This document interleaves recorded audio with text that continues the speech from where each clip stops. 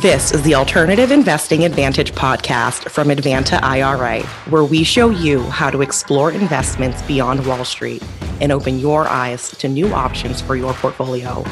It's time to take control and give yourself the freedom to choose where you invest your money.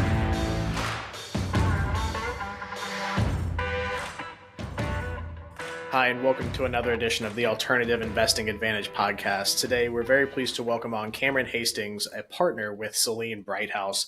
And we're going to be talking about some interesting stuff today. We've touched on it on the podcast before about different types of commercial real estate. And if you've been listening for any appreciable amount of time, you know that commercial real estate and almost any flavor that it presents itself is a very popular topic of conversation. But in the interest of not kind of being too repetitive in our content, we always try to find new things to talk about. And I believe we've only really had one guest that we've really kind of broached into the area, specifically kind of looking at retail. Because, it's easy to kind of pick on, a lot of different things in commercial real estate. The most press kind of typically gravitates towards your commercial multifamily, your apartment complexes. And then everyone always wants to know, it's like, hey, what's going to happen with office space in a post-COVID world? And while it's a little bit easier of a metric to look at with commercial multifamily, no one really knows what's going to happen with office. If they do, I guarantee you that they are making some pretty bold assumptions, although we can probably see a general trajectory of it. But one thing that I really find interesting that people more often gloss over is the retail space, especially for your non-anchor type strip plazas and things like that. There is a lot of opportunity and interesting things coming in that market that I feel people, again, just kind of generally glance over. Even small town middle America, you're going to have some type of strip retail or strip center. It might have an H&R Block. It might have your Family Dollar. Again, it might have a variety of different things. But more often than not, it's not something that really I feel like gets the attention that it really deserves. And especially in the coming months and years, with how things are transitioning. A good example is down here in Florida, you have Kroger delivery. We don't have a single Kroger store, but they have, to have someplace to warehouse these and do just-in-time shipping. And there has been a large push for more regionalized distribution of things that, maybe necessarily could be a good tenant and cash flow for these things, but doesn't necessarily have a walk-up storefront. And I'm sure there's a lot of different things that we'll dig into in that, but I'm really excited to get your opinions and thoughts on that, Cameron, and a few other topics as well. So if you wouldn't mind, Cameron, give us a little bit of introduction to yourself, kind of how you came to be in your current franchise in life. From our previous conversation, it's not necessarily the most linear trajectory into the real estate space. So I'm really interested to hear kind of how you came to be where you're currently at with Selene Brighthouse. Well, thanks so much, Alex, for having me. I'm really looking forward to our conversation today. So I started my career as an architect here in New York, where I live, designing high-rise office buildings for REITs or other types of institutional investors, in some cases owner-occupied high-rises, and did that for about 2 years, designed around 1 million square feet of office space, both in New York, in DC, and in LA. And what I realized through that process was I was really more interested in what my clients were doing, what the developers were doing, than what I was doing as a designer, and that I didn't have nearly the level of autonomy over the projects that I imagined an architect did, based on the kind of popular culture vision of the architect as the master genius that gets to decide the project. Really, you're the one who draws the project, and the developer is the one who conceives of it, manages it, and actually gets to benefit from it in the long term. So once I realized that, I went back to grad school, got my master's in real estate development, and immediately after that started working as a consultant to a multifamily developer. They were based in Jersey City and were at a point in their firm's trajectory where they were moving away from their smaller legacy assets, so 6 to 8 unit multifamily buildings that they'd acquired and renovated, to larger scale properties, so 100, 200 unit ground up buildings that they were doing. So this was in 2020, and I helped them refinance their portfolio because interest rates had fallen so much, sell off some of those legacy assets, and then complete construction on some of the projects that were underway. And then from there, I went on to Newmark, where I was a managing director, focused on portfolio strategy. And that's really where I got a sense of how to think about properties in portfolios rather than as individual assets. and got a very wide exposure to different property types from retail to industrial to more specialized property types like data centers or electric vehicle, battery manufacturing plants, and as well as a pretty wide geographic focus. So in the US, some in Europe, and some in Asia as well. And I found that really interesting. But it's similar to being an architect, I didn't have the autonomy over the projects or actually be able to benefit from the real estate as real estate in the long term. It was just project-based fees. So after that, I've gone back to being a financial advisor to individuals and small private equity firms, as well as now a partner in Selene Brighthouse. Awesome, great. It's always interesting to hear how people kind of get into real estate, especially on the investment side, because rarely is it anyone that just that's the first thing they land in, right? It's always some type of thing, and it's interesting. I don't think I've interviewed anyone that really has the architectural and design background as yourself, and it's really interesting to see because I know a handful of architects, and it seems like it's a very kind of sticky profession. It's you're really into design, and you go into doing that, and it's what architects do. I don't think I've really seen too many kind of matriculate into being on the investment side of things. So always interesting to hear someone's interesting viewpoint on that.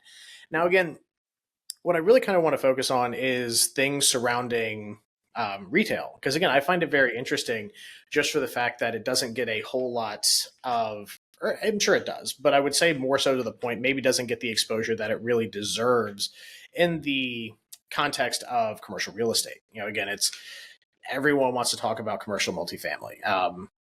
Again, I think the market's pretty saturated from an investment standpoint, and what we're all looking at as far as investors go is where can we create or derive value. It just gets so much harder with the amount of players in the space. Every quarter, it seems like the large institutional people start kind of looking in, start getting into the smaller middle markets. Sure. Before the pension plans and your BlackRocks only want to touch $100 million or 300 doors, and that encroachment in that marketplace is really starting to squeeze a lot of people. There's certainly people that are making different plays in the space, and some really interesting conversations I've had. But to gravitate towards the other parts of it, because there's a lot of structural things that are really attractive to commercial real estate. You're a lot of great tax advantages from the accelerated depreciation, cost segregation models, great pass-throughs, a lot of different opportunities for investment that translate to a lot of different asset classes, like you mentioned, industrial real estate, and again, what we're going to be talking about in the retail space. So maybe let's kind of start from the beginning, right? When was kind of the first time, in your transition from the design phase into the investment phase of your career, where you really kind of started looking at, or maybe had a few aha moments when, the first retail space came across your desk that wasn't like, a large anchor tenant place or, a shopping mall or something? When did you kind of really start going, hey, this is pretty cool. Like this is something that really has some real value to it? Sure. So this was about a year ago. My now partner, Laura Kibbe, I had worked with her previously as an advisor looking at some real estate investments. She had been considering building a property in Palm Springs where she lives. And about a year ago, she came to me with this concept on looking at unanchored strip centers. I had had some experience in retail on the tenant side. I had done some projects for the Girl Scouts where they were transitioning from camps to more urban centers, and particularly in strip centers. So I had seen a lot of strip centers around the country and kind of understood the demand drivers there and the type of synergies that the Girl Scouts could have with other tenants. And when Lori came to me, I was able to kind of apply that experience on the tenant side to understand why this could be a favorable investment from a landlord side. And part of what's really appealing about these unanchored strip centers is that the market, similar to what you said about the larger companies coming down towards smaller assets, this market is still highly, highly fragmented. About 90 to 95% of these properties are still owned by individuals or families, versus only maybe 30% for something like a Class A multifamily. In malls, which are the largest scale of the retail spectrum, about 90% are owned by institutions, so the inverse of these strip centers. So just by that fact alone, we see some opportunity to consolidate these properties into portfolios and then potentially be able to actually sell them to those larger investors who, even though they're scaling down in terms of their acquisitions, asset size acquisitions, still want to be buying tens of millions worth of property and not single millions worth of property. Okay, yeah, it definitely kind of makes sense from the perspective that you're looking at it from. Now, it's one thing to look at it from saying, okay, here's kind of the ownership metric that we're looking at. It's still a lot of individuals or smaller operators, right? Again, smaller operators, let's just say they operate four or less of these individual asset classes, right? We'll just kind of lump those into the individual, maybe not necessarily mom and pop, but also again, not really kind of a player on the institutional side by any stretch.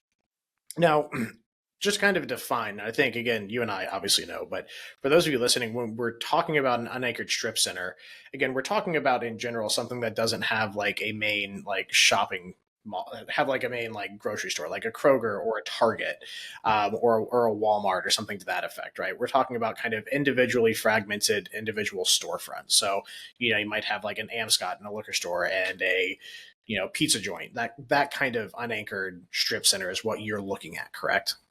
Correct. Okay, and is there really any kind of, actually, before I ask that question, let's kind of look at maybe why people are exiting, right? Because that's always, something that really is going to drive it. Because if everyone's being really sticky with their investments, it's kind of hard to get them to come off of it. But maybe what are some of the factors that are driving people to the sale point? Is this just the underlying basis that things been held for so long and they want to retire to Florida? Or are there some other market things where not only can you get it for a good price, but also increase the efficiencies and the occupancy of these things? So I think it's a little bit of both. There's for these properties that have been owned for a long time by individuals and families, sometimes they come to a point where they don't have enough capital to keep them up. If you only own one of them and you need to spend a couple $100,000 to on TI allowances or to some significant capex improvement, you may just not have it because owning that center was your entire profession. Oftentimes they actually own a store within the center, other times not. But we see a lot of opportunity there where the existing owner is just not well capitalized enough to either maintain the property from a physical perspective or to be able to refinance the property at now higher rates from what they had previously and have to infuse more equity into the property, which again, they may just not have. Gotcha. And from the perspective of, kind of again, are you doing these mainly as kind of just an acquisition? Like, where's the value add come in here? Is it restructuring of leases going from, because I'm assuming a lot of these places, again, looking at what might have happened in some older industrial stuff, were these all done on gross, or are they typically always have been and continue will be more of a triple net type scenario? It's a little bit of both, and you can definitely see the sophistication of the previous landlord when you look at the rent rolls. Typically, we are seeing triple net leases, but you do also see gross, sometimes a mix as the leases have been turned over. So part of the strategy also is to find properties that have gross leases that can be converted into Yeah. triple net leases as those leases expire. Right now, in terms of occupancy and potential to add new tenants, occupancy across the country is about 95%. So these centers are pretty full. There are some opportunities to find a bit of vacancy, but generally, when you're looking at these properties, they have maybe 10 to 20 tenants. So each unit is relatively small. So each unit may be a couple percentage points of the entire center. So when you have one or two units vacant, there's an opportunity, but it's not the same as taking a half vacant center or a single tenant retail space that has no tenant and filling that up. No, for sure. And I think everyone kind of at the forefront of their mind, they think retail, and we always kind of gravitate towards the mall, right?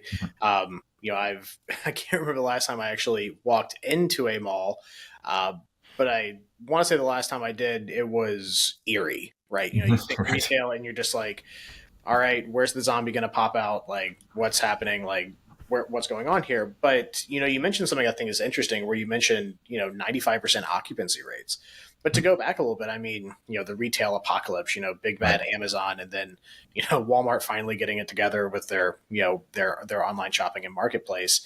Um, you know, it would lead to believe, again, most people just think, oh, well, retail, scary because everything buys everything on Amazon. So how was there kind of a transition and a depression in the market that has kind of, again, led up to this ramp into 95% occupancy? And if so, where did the change in tenant basis come from? Mhm. So a couple things have happened over the last almost 20 years now that have really impacted where we are today in this market. One that you mentioned, the idea of the retail apocalypse as e-commerce was coming up, has really affected malls and discretionary retail centers much more than these unanchored centers, which are more focused on non-discretionary spending. So, and the other thing about the malls versus these unanchored centers is that the malls typically you have to get on the highway. They're not in your neighborhood. They're not convenient to go to. So on the one hand, you're going to buy things that you don't really need, and it's not immediately in your neighborhood. You definitely can't walk there. In contrast, these unanchored centers are typically embedded within residential neighborhoods. Many people can walk them, ride their bike, take a short car ride, and they're much more focused on non-discretionary spending. So things like a pharmacy or getting your hair cut or getting your nails done or having your tax prepared, like you mentioned. So they're, the demand drivers there are much stronger than for the non-discretionary aspects. The other thing that makes them more stable in some ways is that smaller scale of the unit sizes. So some of these tenants are only paying $1,000, $2,000 a month, depending on what market we're talking about, even less in some cases. And there are really a lot of businesses that can afford that kind of rent burden. Whereas if you're talking about an anchor space in a mall, what used to be a Sears, or if you're talking about a former Target space that's maybe 100,000 square feet, there aren't very many businesses that can take that. Certainly not a local business. So just the number of businesses that can potentially occupy an unanchored center, combined with the generally non-discretionary nature and the convenience relative to their end consumers, is what's driven up that occupancy. Okay. Now, has that kind of always been the case, or did they see, it's easy to kind of think of it now. Okay. We, have these people that, again, the non-discretionary stuff, like you mentioned, that, there's a definitive need to have a retail space for that. Again, not too many people have the barber come to their house. Or at least the people, there are people, but most of the time not, and to that effect. But was there kind of a market cycle where these things got kind of cleared out and then they recovered, or has it relatively been static with the kind of people and businesses that occupy these centers? Yeah, so it's been sort of a slow build over the last, let's say, since the great financial crisis. Around that time and immediately before, so 2006, 2007, these centers got a little overbuilt. There was too much supply in the market, especially relative to the demand at that point. At that point, malls and power centers were still dominant and doing well. And there wasn't as much e-commerce competition. So going through the 2000 teens towards today, these centers have slowly built up occupancy as construction has stopped. There's basically been little to no supply addition in most markets. Some markets like Dallas that have had large population growth are having above average supply growth, but relative to population, it's not significant. So starting in that period after the global financial crisis, we really didn't see many of these being built, and actually a lot of them being demolished to put up an apartment building or put up something that at that point was deemed a higher and better use. So we're at a point now where supply is very tight, and it doesn't pencil to develop new property, not only because of where interest rates are, but because of the price of construction. Right now, as a national average, it costs somewhere between $400 to $500 a square foot to build a new building, and that's not even including land. Whereas you can buy a pretty high quality unanchored strip center for, let's say, 3 to 350. So there's a pretty wide spread in there where rents are going to have to, or there's an opportunity for rents to increase pretty substantially before it makes sense to add new supply. Well, what you brought up is a pretty interesting point in there that I think I really kind of want to draw people to is that, again, to the broader context of real estate, development's always kind of that, okay, well, we can add value because we can be a first market mover in a particular location, right? But that's a good point in that, there's really not a whole lot of new development unless there is some type of expansive population growth or urban sprawl, right? And just from anecdotally, that's the only place I've ever really seen it as well, is near, new master plan communities, new communities that are being brought up in larger urban sprawls, right? I mean, to the example here in Florida, ironically enough, I live in the most population dense county in Florida. When you compare it to Miami, it's actually more population dense than Pinellas County, which is odd because you think Miami, but it does have a lot more area to spread. We're on a peninsula. But the only place I ever see new ones going up is like counties adjacent to us where they have the ability to sprawl. I can't think of one in the 17 years that I've lived where I've lived that I've seen a new one come up. They've always been, new fascias, redevelopment of existing ones, but I can't think of a single one that I've seen be built, which is definitely something to consider. Again, is that concept of finite supply, right? You have increasing demand with a finite supply, price and value goes up. It's, if you've even have taken an economic class, I think that makes sense to a lot of people. Right. So again, that's something, again, just to kind of draw the easy viewpoint, is that, from just a pure investment standpoint, think of that, right? You have something that is established, that's utilized. They're not building anymore because they're sure as heck not going to knock down some single family homes to put in a strip mall in your neighborhood.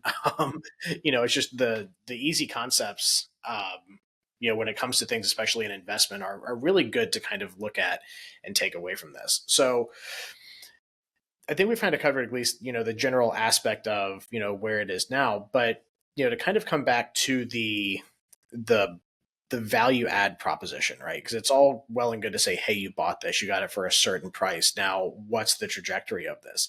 So what are some of the kind of things that come in and change from an acquisition perspective? So you've made the deal pencil. Okay, it looks good. We can get it for, the pricing looks good. The financial component of your interest is acceptable to make this deal come together.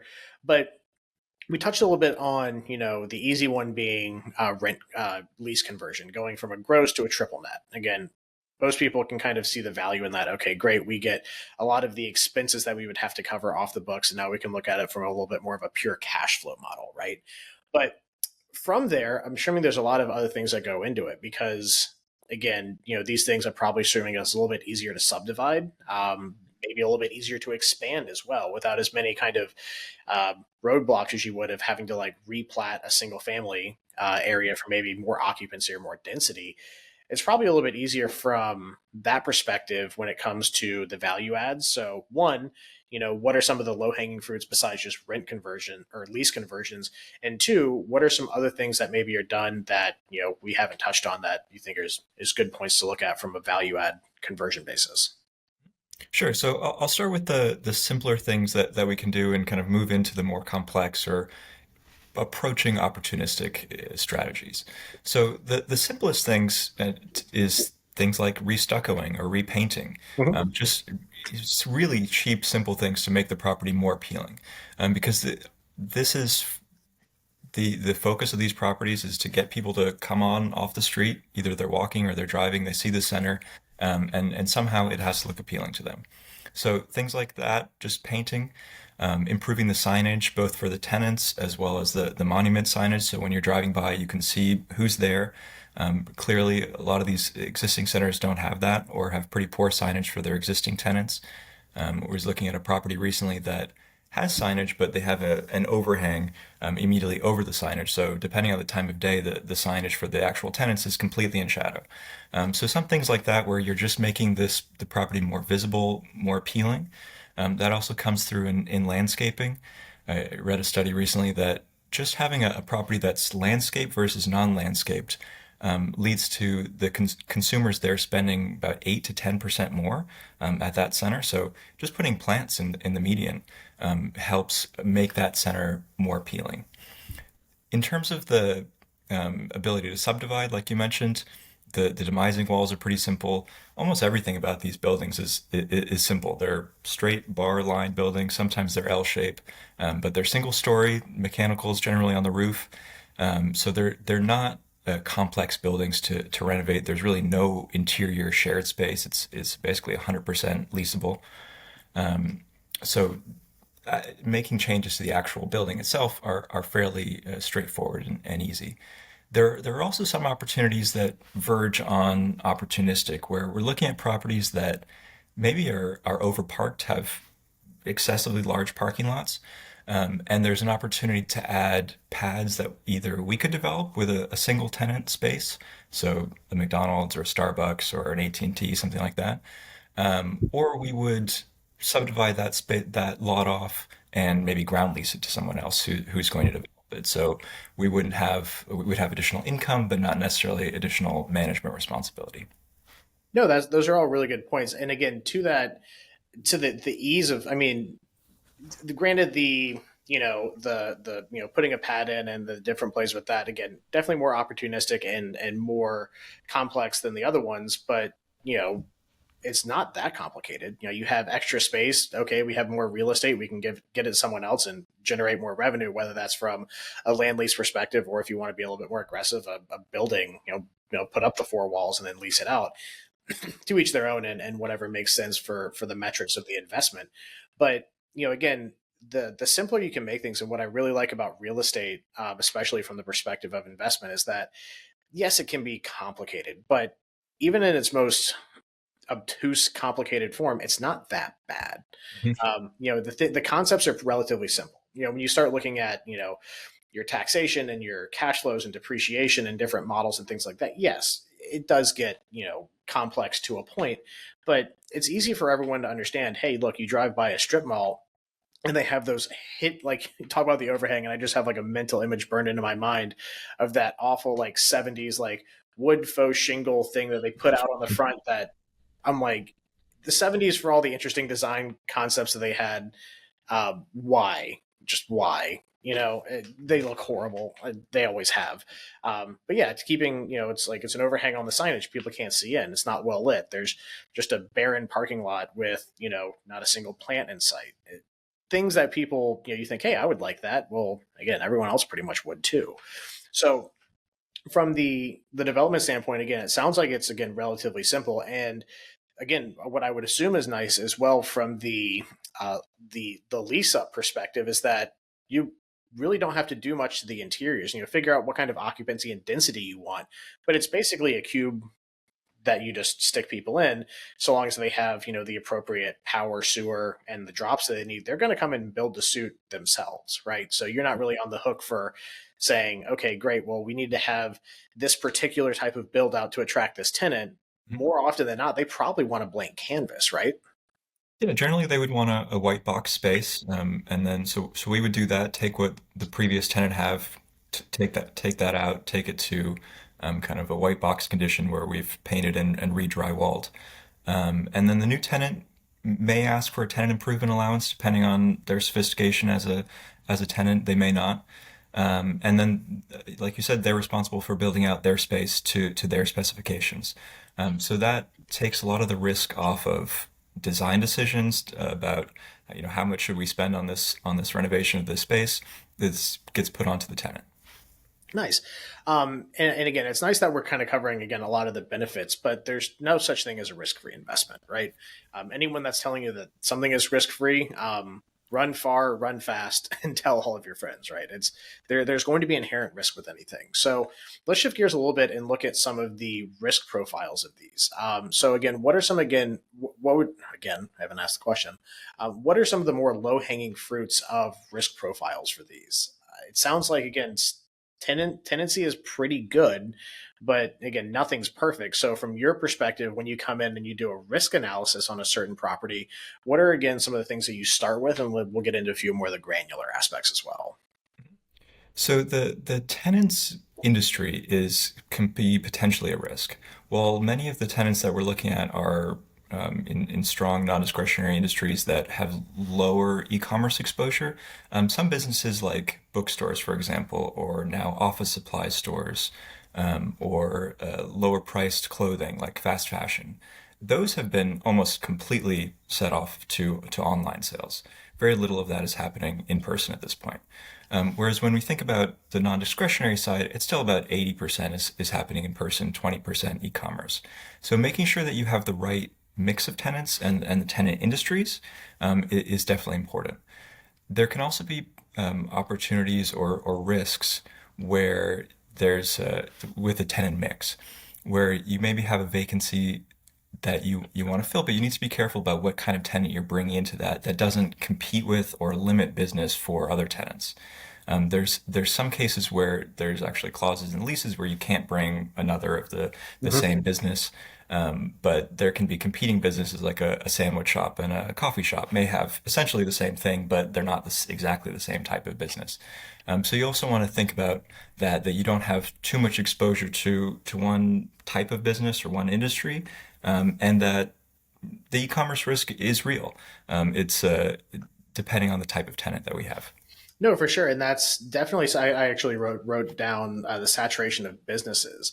So now, what are some things to safeguard against that? Are there necessarily, there's tons of red tape, and for good reason when it comes to discrimination in, single family renting, and how you can discern your avatar tenant, right? You can't just say, oh well, we don't like single people, or hey, if you're married, you can't do that. And there's good reason for it, right? There's very valid and good reasons.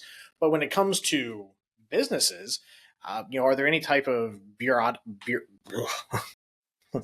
there any kind of bureaucratic headaches that kind of come up when it comes to, your discernment of who you're going to rent to?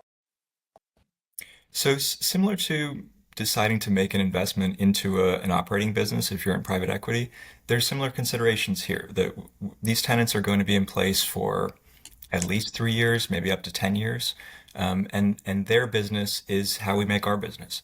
So while these are not nationally rated credit tenants, they've not been rated by S&P and the others, we do have to make sure that they have a stable business model and they know what they're doing. So typically that would mean avoiding people that have never done a type of business before, have some kind of new concept that hasn't been well tested in the market, that they certainly have not done before, and that they want to try in that space. That's kind of number one. Sometimes you also want to avoid tenants that you see maybe expanding too quickly, that they started their business, say, 2 years ago. In the first year, they had their first location, and now they want to open 10 locations in the second year. And sometimes that can lead to just a collapse of the business because they've scaled too quickly. So with tenants, it can be definitely about industry, but also about their experience as operators, and how that can fit into the center overall. One of the things I find really appealing about retail in general, but these unanchored centers specifically, is that it's one of the only sectors in real estate where the improvements that we make to the property actually improve income for the tenants. So that what we do improves their ability to pay higher rents. Whereas that's not usually the case. If you renovate an apartment building, you may get higher income tenants, different tenants, but you're not improving the incomes for your existing tenants the way that we are here. No, absolutely. And from the perspective of like future risk, again, it's easy to say, okay, here's how we're going to try to make sure these things happen. But, you have to look forward to the future. So how much weight do you kind of give towards, your future modeling trends of where you think, stuff is going? It's like, asbestos may be legal today, but if there's legislation outlawing it, maybe the guy selling big rolls of asbestos isn't the greatest guy to bring in, even though he may be making money hand over fist right now. So when it comes to kind of that forward analysis of saying, hey, look, this is a proven concept, you've made great money, but there's legislation that's about ready to outlaw what your ability to make money, like how much weight or how far forward do you kind of look in determining suitability for a new tenant from that perspective? So if there are things like that on the horizon that we can see coming, then we definitely take that into account. But there's a lot that we can't, and the world is changing faster than it ever has before, especially with the advent of AI and new technologies. That may be an additional risk that we're not foreseeing at the moment. How that kind of new technology could transform this industry or this business or the businesses that are in the center, even if it's not impacting the property directly. Sure, yeah, and again, it's we all don't know what we don't know. No one ever thought that the Amazon bookstore that was started in the mid '90s by Bezos would turn into basically where we buy every single thing. Right. Just looking at my desk right now, I can pick one, 8 things that came from Amazon on my Right. desk, right? It's just that crazy. Oh, 9, my picture frame up there. But yeah, so it's always tough to tell, and that's part of the you can mitigate everything, but you eventually got to roll the dice, and scared money doesn't make money at the end of the day. You have to be able to tolerate some risk to derive that income. Otherwise, just stick it in a money market and be okay with what you get. Mhm. So to transition again a little bit, we've talked about, risk of this, and, we can always try to mitigate it as best we can. But one thing when it comes to, risk from the investor side, so to transition from the acquisition to the the incoming capital side of the stack, everyone kind of understands that the operator is going to try to act in best faith. Align yourself with someone that knows what they're doing, just like you don't want someone that's like, hey, I think I want to open up a restaurant. Well, maybe not the ideal tenant for you. Hey, this is my first time buying a strip center, trying to raise capital to buy 3 more. Okay, let's take a pause here. But the big thing everyone has to look at is not how much you make, it's how much you keep, and a huge portion of that is taxation. So to look at what we normally see with the commercial multifamily, again, I'm assuming that a lot of these things transition from a tax strategy perspective, but kind of in your own words, how well and effective are things like cost segregations for these? Because there's probably a lot less in them to segregate out and depreciate on different schedules, or maybe there are. Again, I don't know. So I'd like to kind of get your perspective on the beneficial taxation for people, because I'm assuming most of these are again packaged in some type of general GPLP type scenario where you have people coming in, it's getting paid out on K1. So what kind of benefits are afforded to the investor that make this attractive, more so than just the fact that this is a much underutilized market segment that has a lot of value to be derived from? So, like all real estate, there are tax benefits. The opportunity for cost segregation is a little bit more limited because these buildings are just simpler. But there are also some opportunities for accelerated depreciation depending on the exact tenants. That particularly applies to things like if there's a gas station or a car wash as part of the center. But the other benefits for investors for these centers is that they're relatively high yield. So right now, 7 to 8% cap rate is fairly typical for these properties, even for a decent quality one. A really high quality one is maybe a 6 cap right now. In contrast to in some of the markets that we're looking at, Southern California, for example, we can buy a strip center for a 7 to 8 cap, whereas a multifamily building is still, even sub 5 in some cases. Mhm. So that initial yield is a big advantage going in. Both means immediate cash flow to the investors at a higher rate than they would get in some other property types. But it also just helps the overall return because you're starting with that lower basis and higher yield to go in with. Yeah, and again, I would assume again the cost perspective of these to get something that cash flows pretty well is going to be significantly smaller than typical mid low market commercial multifamily, right? Like what kind of price points? And again, it's the Southern California one's going to be way different than the Mobile, Alabama one, which is going to be different from the DC one, which is different from Tampa. Again, we all understand that markets have different cost for real estate, but in general, what's kind of the pricing delta? Just to try to as best we can apples to apples on saying, hey, like from a similar cash flow like return metric, what are the price points of the acquisition of these properties, which probably also leads into increased basis, lower overhead, and all the other things that come in with managing these types of assets. So typically it ranges from, let's say, around 2 million at the smaller side. When you get below that, you're typically looking at single tenant, or maybe it's a 2 tenant center. So 2 million would really be the lower end for a very small center. Then I would say around 15 million is where it starts where you have a large center and it starts to transition into a different property type, into a power center or into even a small mall at that point. So that range, 2 million to 15 million, is kind of where these properties exist. On either side of that, they transition into something else. Unlike a multifamily building where you can just add more and more units, you can have 1,000 unit multifamily building, it's still a multifamily building. That doesn't really apply here. Once you get to a certain scale, it's not really a strip center anymore. It's a different type of retail center. Yeah, and again, that definitely makes sense from the perspective of looking at kind of the microcosm of what this kind of unanchored uh, retail really looks like. So, again, from the acquisition point, let's get a little bit into strategy, kind of, at least, Mhm. again, everyone's going to have their different one, but I like to hear kind of your opinion on why you do what you do. So, at the beginning of the conversation, you mentioned that this is, kind of a play to acquire, tool up, rent out, get it, cash flowing, and then kind of package for sale to more of the institutional side. So, what are some of the kind of the key metrics that you try to hit from the perspective of when do you have enough to make it attractive for the institutional people to come in, versus when it might just be a better longer term like cash flow hold?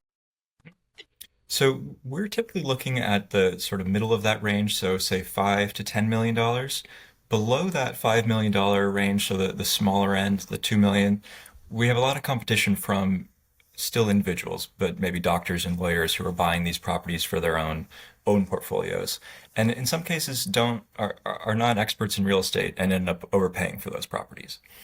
When we get beyond the 10 million to either the larger strip centers or to the power centers or others, then we start to have a lot more competition from the REITs or other institutional investors.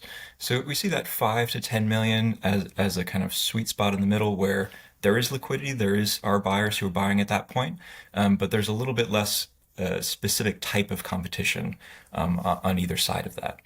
In terms of what would make an attractive acquisition portfolio for, let's say, a REIT, and I mentioned REITs because the first REIT just went public in October that's focused on unanchored strip centers.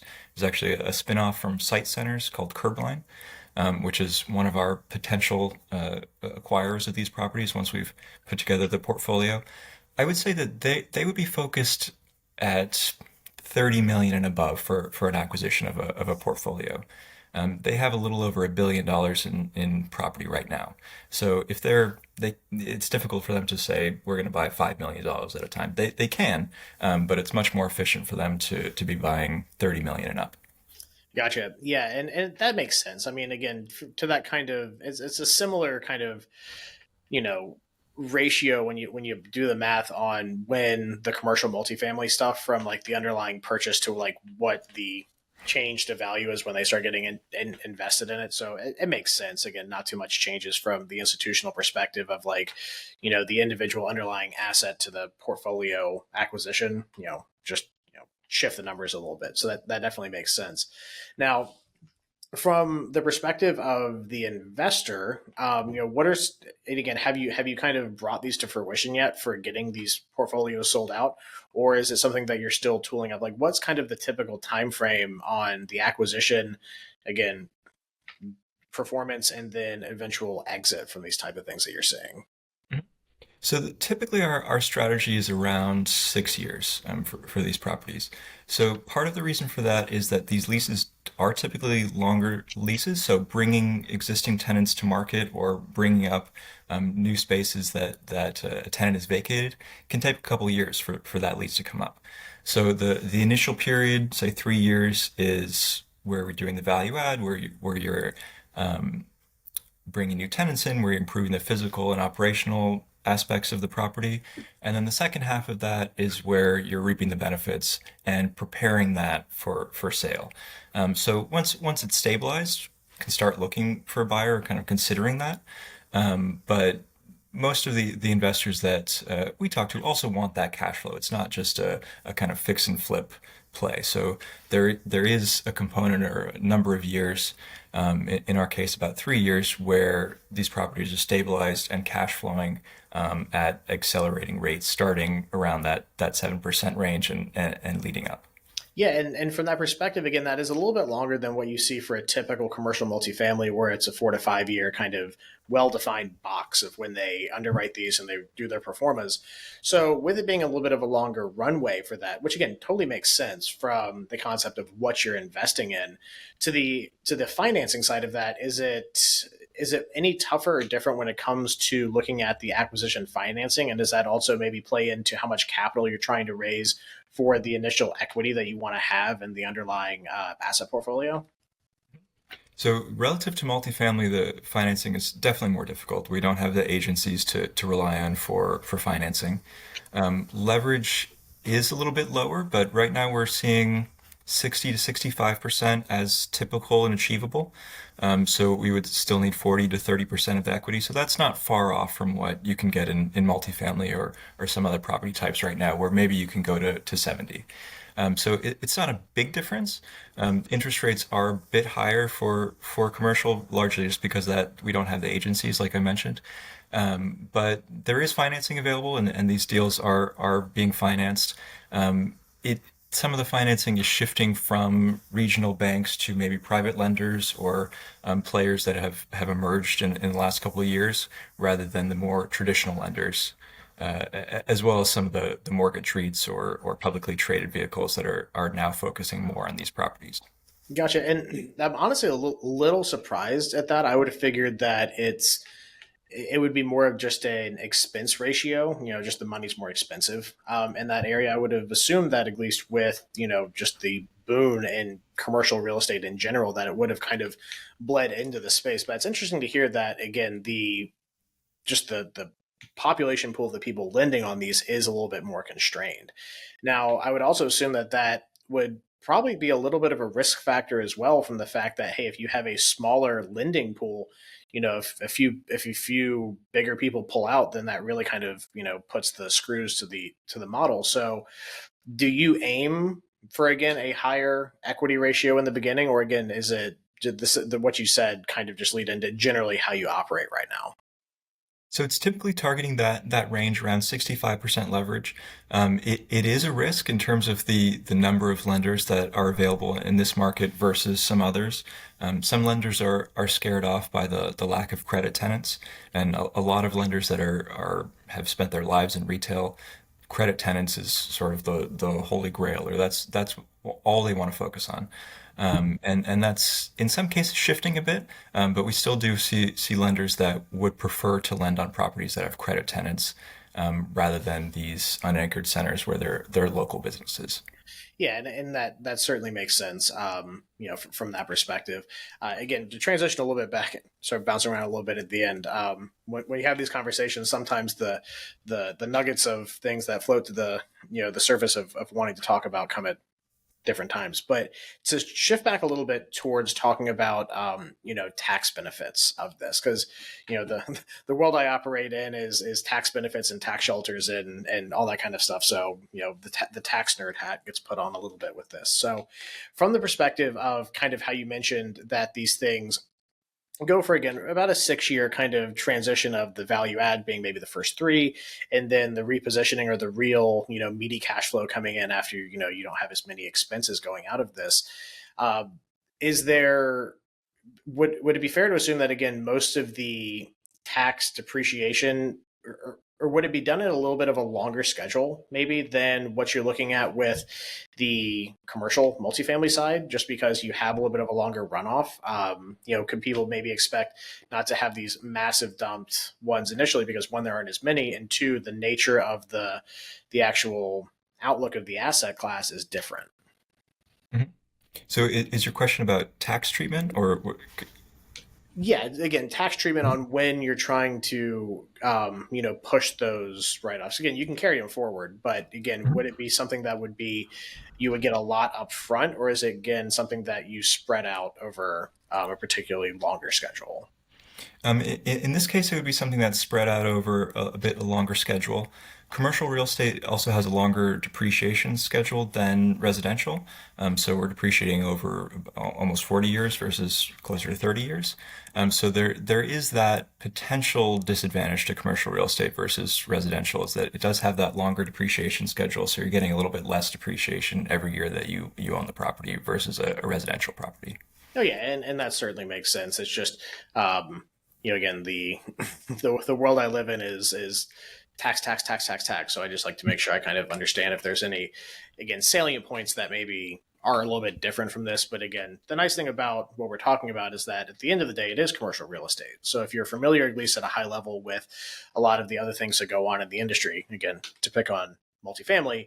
Again, those things kind of translate in here, but understanding how they are applied and utilized is the important part of this. But it doesn't sound like there's really a whole lot of difference between them. It's just, hey, here's the cash flows. It runs a little bit longer. Money's a little bit tighter from the perspective of that, there's not just as many players in the space. And there's also just not as many of these properties. There are less strip malls than commercial, multifamily units. There are less strip malls than, and I would imagine there's probably less than an industrial too, right? Would that be a fair assumption, or is it maybe similar in the amount of properties? I think it depends on. I think it would be similar if you're considering the smaller scale industrial as well. Across the country, for the entire retail spectrum, there's about 115,000 properties. That includes malls and the full range of multi-tenant. Doesn't include single tenant properties. For the strip centers, most of those are strip centers. About 1,000 of them are regional malls. A few thousand are power centers, but then the vast majority of that, say 100,000, is strip centers. Okay. And to that point of location, I think it's kind of a good landing place for us to bring the conversation. Is at least currently right now, where is most of the capital gravitating towards? Again, it's easy to pick on large population centers, but is that primarily where most of this investment is done? Because small strip malls, the interesting thing about them is they're basically everywhere. You go to small town America, and instead of having a shopping mall, they will have one of these. Right. So is it, from an investment standpoint, something where it's okay to be a little bit more disjointed, or do you look at the smaller markets as really kind of the meaty areas because not as many people look at them, and the propensity for those to be owned by the mom and pop operators is probably a lot greater than somewhere like Tampa, St. Pete, Miami, Dallas, right? Mhm. So in our case, we are looking at the larger markets, and there's a couple reasons for that. There's not a huge price differential in terms of cap rate in the core markets versus the outlying suburbs or even exurban or rural markets. You do get cheaper pricing, but it's not significant, and it's not maybe the same kind of spread that you see in multifamily or some other property type. So there's a little bit less incentive to go further out. The other aspect is that this really does rely on density. So we're looking for centers that are embedded within residential neighborhoods, where people can be walking to them, or people are going to them maybe a couple times a day if they're going to get their coffee in the morning and lunch at night and pick up their dry cleaning in the afternoon. So we do look at more denser urban markets, and the other reason for that is the potential to assemble a portfolio in one market, versus having a more distributed or dispersed portfolio that could be harder to sell or manage. Yeah, and that definitely makes sense. I mean, to use the example, you have a strip mall that has, a pizza joint that's been there for 30 years. Well, if you have a population center of, 30,000 people, and that's the only thing for miles, how many times are they eating pizza? Where if you have one in a population density area of a metro with, 1.5 million, the same ratio of people want pizza, but there's a lot more of them to run that math on, right? So just the risk profile, imagine, and it's interesting that you'd say that the underlying pricing doesn't really change, but your risk profile gets skewed significantly up just from the fact that these are businesses. Like, you have to rely on them being able to support a small business, or it could be a national chain, but support their operations to be able to, again, make your rents, as opposed to everyone needs a roof over their head, right? It's probably a little bit of a stickier tenant than, hey, business is bad. Okay, we're going to move. We're just going to do this out of my garage now. Right. Yeah.